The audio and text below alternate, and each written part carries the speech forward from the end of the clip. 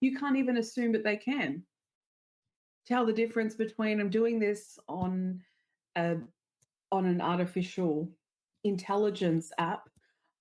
So now I'm experiencing the sensation from that. I'm going to go out there and continue what I'm doing here out there. Honestly, it just it's so disappointing. It's honestly one of humanity's biggest letdowns is the people that put stuff out that harm the collective. But as long as them and they'll probably tell their pals too. Like some billionaire came out and said, I wouldn't even use, that's right. The creator of AI, I think, came out and said, I wouldn't even use AI.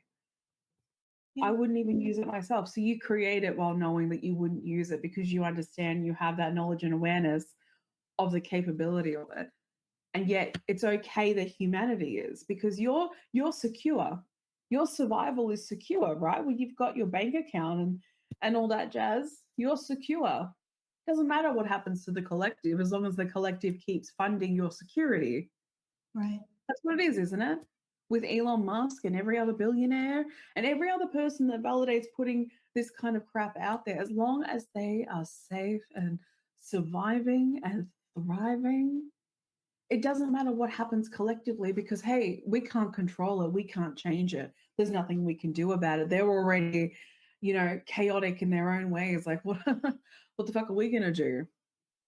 We'll just keep putting this stuff out to keep the addiction going and to keep the doom scrolling going and to keep them dissociated from reality. And we'll complain that people aren't mixing and, human to human connections aren't happening and the population of birth is going down. Like, oh my gosh, no one's having children.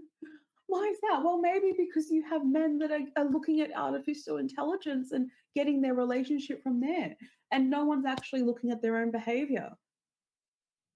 They keep funding the loops. That's where I'm coming from.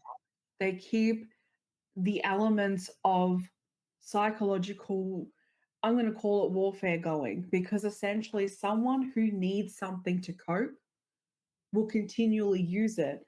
And then that funds them to continually create from that space. They create from your survival.